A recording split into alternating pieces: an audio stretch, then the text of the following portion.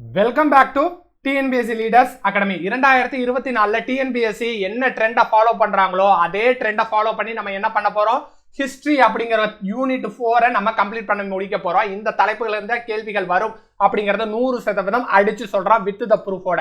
Proof என்ன sir அப்படின்னா, TNPSC 3 தரத்திலான கேள்விகளை செட் பண்றாங்க. 2A அப்படிங்கிறது டிகிரி ஸ்டாண்டர்ட் கொஸ்டின்ஸ் அப்படிங்கிறதுனால டிகிரி ஸ்டாண்டர்ட் கொஸ்டின்ஸை மட்டும் ஃபில்டர் அவுட் பண்ணி அதை அனலைசிஸ் பண்ணி பார்க்கும்போது டிஎன்பிஎஸ்சியில் என்ன ட்ரெண்ட் சார் இந்த டிகிரி ஸ்டாண்டர்ட் கொஸ்டின்ஸ்ல இருக்கு அப்படின்னா, இது வரைக்கும் நீங்க ஹிஸ்டரியை எப்படி படிச்சுட்டு இருக்கீங்களோ அதை விட்டு ஒரு படி எக்ஸ்ட்ரா நீங்க கான்சென்ட்ரேட் பண்ணிட்டீங்க அப்படின்னா இந்த தலைப்புகள் இருந்து உங்களால கண்டிப்பாக பதில் சொல்ல முடியும் அப்படிங்கிற ஒரு முன்முயற்சி உங்களுக்கு தெரிஞ்சிடும். நம்ம வீடியோ இப்பதான் முதல் தடவை பாக்குறீங்க அப்படின்னா யூடியூப் சேனலை சப்ஸ்கிரைப் பண்ணீங்க. யூடியூப் சேனலோட டிஸ்கிரிப்ஷன்லேயே நான் என்ன பண்ணியிருப்பேன் அப்படின்னா டெலகிராம் சேனலோட லிங்கை கொடுத்துருப்பேன். அதை கிளிக் பண்ணி நீங்க ஜாயின் பண்ணிக்கலாம். உங்களுடைய வெற்றி 100% என்ன பண்ண முடியும், உத்தரவாதம் செய்ய முடியும்.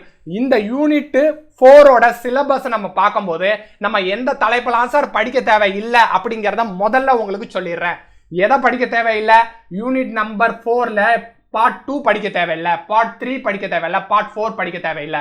இதையும் தாண்டி எந்த கேள்விகள் நீங்க படிக்க தேவையில்லை அப்படின்னா சவுத் இந்தியன் ஹிஸ்டரி அப்படிங்கிற தலைப்பு நமக்கு தேவையில்லை. இதுல இருந்து ஒரு கேள்வி வருது, இல்ல 2 கேள்வி வருது. ரைட் சார், ஏன் இதை படிக்க வேணாம் அப்படின்னு சொல்லிடுறேன் அப்படின்னா, இந்த டாபிக்ல இருந்து நீங்க என்ன பண்ண வேண்டியது இருக்கு, 80 பேஜ்கள் நீங்க படிச்சால் மட்டுமே தான் இதுல இருந்து ஒரு கேள்விகளோ 2 கேள்விகளோ பதில் சொல்லக்கூடிய சூழ்நிலை ஏற்படுது. அப்ப நம்ம என்ன பண்ணிடலாம், இந்த சவுத் இந்தியன் ஹிஸ்டரியை நம்ம யூனிட் 8ல என்ன படிக்கிறோமோ அதை வச்சு மேனேஜ் பண்ண பார்க்கலாம். இல்லை அப்படின்னா இந்த கேள்விகளுக்கு பதில் சொல்லாமையே தவிர்த்திடலாம். ரைட், அப்ப நான் சிலபஸை என்ன பண்ணிட்டேன், 100% இருந்த சிலபஸை இப்ப வெறும் 20லேருந்து 25% சிலபஸா மாத்திட்டேன். ரைட்டா, இதுல இருந்து நமக்கு கண்டிப்பாக ஒரு கேள்வி வரப்போகுது சார் அப்படின்னா சிந்து சமவெளி நாகரிகம். இதுல அதிகமான தலைவர்கள் பெயரோ இல்ல அவர்கள் சண்டையிட்டதோ எதுவுமே இருக்காது. ஜஸ்ட் நீங்க சிந்து சமவெளி நாகரிகத்தை கான்செப்டுவலா படிச்சிட்டீங்கனாலே போதும், உங்களுடைய அந்த ஒரு கேள்வியை நீங்க பதில் சொல்லி முடிச்சிடலாம். மேற்கொண்டு நம்ம என்ன பண்ணணும், இன்னும் 5 கேள்விகளுக்கு பதில் சொல்லக்கூடிய சூழ்நிலை நமக்கு இருக்கு. குப்தால இருந்து ஒரு கேள்வி கண்டிப்பா கேட்டுறாங்க, டெல்லி சுல்தான்ல இருந்து ஒரு கேள்வி கண்டிப்பா கேட்டுறாங்க, முகல்ஸ்ல இருந்து ஒரு கேள்வி கண்டிப்பா கேட்டுறாங்க, மராத்தாஸ்ல இருந்து ஒரு கேள்வி கண்டிப்பா கேட்டுறாங்க, விஜயநகர் அண்ட் பாமினில இருந்து ஒரு கேள்வி கண்டிப்பாக கேட்டுறாங்க. அப்ப சிந்து சமவெளி நாகரிகத்தை நீங்க சரியாக பதில் சொல்லும் பட்சத்துல மேற்கொண்டு 5 கேள்விகளை எப்படி சார் நான் பதில் சொல்றது, அதை இந்த ட்ரெண்ட் மூலியமாவே பார்த்தரலாம். முதல்ல நீங்க என்ன பண்ணிருக்கணும் அப்படின்னா, இந்த வரலாற்றை ஃபுல்லும் படிச்சு முடிச்ச பிறகு இரண்டாவதா நீங்க செய்யக்கூடிய விஷயம் அப்படின்னா அதற்கு உரிய சான்றுகளை பார்த்தரணும். இன்ஸ்கிரிப்ஷன்ல இருந்து கேள்விகள் வருது, இன்ஸ்கிரிப்ஷன்ல இருந்து கேள்விகள் எங்கெங்கெல்லாம் வந்திருக்குன்னு பாருங்க. எல்லாத்துக்குமே என்ன கேட்கறாங்க, இன்ஸ்கிரிப்ஷன் ரிலேட்டட் கேள்வி இருக்கு. அதை விட்டுட்டீங்க அப்படின்னா அபிஷியல்ஸ்ல இருந்து கேள்விகள் கேட்கறாங்க. அரசர்கள்ல இருந்து கேள்வி கேட்டா உங்களால பதில் சொல்ல முடியும். அதனால அரசர்களை பத்தி நான் இங்க பேசவே கிடையாது. நான் எதை மட்டும் தான் பேசுறேன், அரசர்களே இல்லாத சிந்து சமவெளி நாகரிகத்துல நீங்க அதை கான்செப்டுவலா படிச்சு முடிச்சிட்டீங்க அப்படின்னா உங்களுக்கு ஒரு கேள்வி உறுதியாக இருக்கு. அப்ப என்ன பண்ணிடுறேன், சிந்து சமவெளி நாகரிகத்துல ஒரு டிக் அடிச்சிடுறேன்.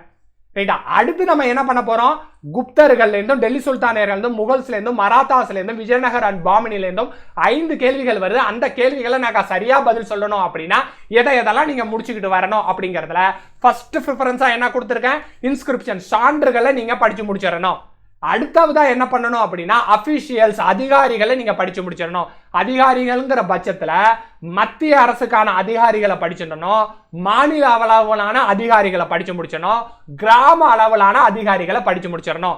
இதுதான் ஆர்டர். அபிஷியல்ஸ் அப்படின்னு நீங்க எடுத்துக்கிட்டீங்க அப்படின்னா மத்திய அரசுல எந்த அமைச்சர்கள் இருந்தாங்க அப்படிங்கறத பாத்துக்கணும். மாநில அளவுல எந்த அரசர்கள் அதிகாரிகளை நியமித்திருந்தாங்க, அவங்களுக்கு என்ன பெயர், அவங்களுக்கு என்ன வேலை அப்படிங்கறத பாத்துறோம். அதுக்கப்புறம் கிராமத்தை எடுத்துக்கிட்டீங்க அப்படின்னா அதுல 2 அதிகாரிகளோ 3 அதிகாரிகளோ தான் இருப்பாங்க. அந்த அதிகாரிகள் சார்ந்த கேள்வி வந்துருது. ரைட் சார், அது இல்லாம அடுத்தது நம்ம என்ன பண்ணணும், புக்கு சம்பந்தப்பட்ட எக்ஸ்பர்டைஸ் சம்பந்தப்பட்ட கேள்விகள்.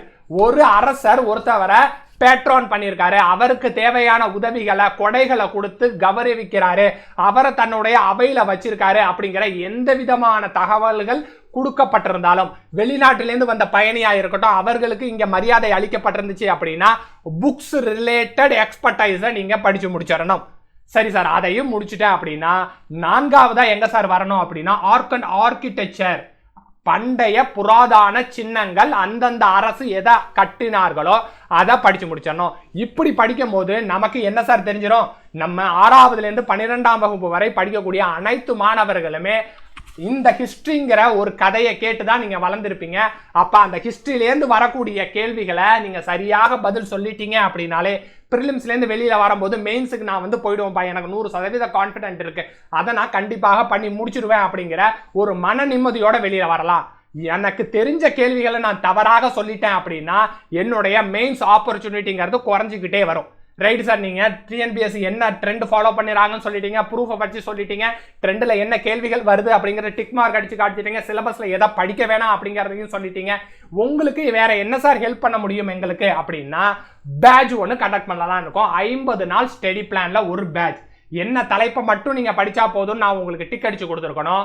அந்த தலைப்பை முதல் 50 நாட்கள்ல நம்ம என்ன பண்ணிடுவோம், படிச்சு முடிச்சிடுவோம். இது ஆங்கில வழி மாணவர்களுக்கும் இருக்கு, தமிழ் வழி மாணவர்களும் இருக்கு. அதனால இதுல நீங்க தாராளமாக ஜாயின் பண்ணலாம். டெஸ்ட் பேட்ச் மட்டும் இருக்கு, PDF நோட்ஸ் மெட்டீரியல்ஸோட சேர்த்த டெஸ்ட் பேட்சும் இருக்கு. நீங்க ரெண்டுத்துல எதுல வேணாலும் என்ன பண்ணிக்கலாம், நீங்க ஜாயின் பண்ணிக்கலாம். 2-2யோட ப்ரிலிம்ஸை கிளியர் பண்ணி 100% நான் மெயின்ஸுக்கு போவேன் சார். அதற்கான முயற்சியை தான் எங்க எடுக்க போறோம் அப்படின்னா இந்த ப்ரிலிம்ஸ் ஒன்லி, ஸ்ட்ரிக்ட்லி ப்ரிலிம்ஸ்ல நம்ம பார்க்க போறோம். நாட் ஸ்டடி அப்படிங்கிற யூனிட் 4ல எதை சார் நம்ம பார்க்க போறோம் அப்படின்னா யூனிட் 4ல 2வது ரோமன் லெட்டரை படிக்க போறதில்ல, 3வது ரோமன் லெட்டரை படிக்க போறதில்ல, 4வது ரோமன் லெட்டரை படிக்க போறதில்ல, சவுத் இந்தியன் ஹிஸ்டரியை படிக்க போறதில்ல. இதை நீங்க படிக்கணும்னு விருப்பப்பட்டா தாராளமாக படிக்கலாம். நான் இதை படிக்காமையே நம்ம என்னால என்ன பண்ண முடியும், பிரிலிம்ஸை பாஸ் பண்ண முடியும் அப்படிங்கிற ஒரு அறிவியல் பூர்வமான அணுகுமுறையை தான் உங்கள்கிட்ட சொல்லிக்கிட்டு இருக்கேன். Wish you all the best. Thank you to all.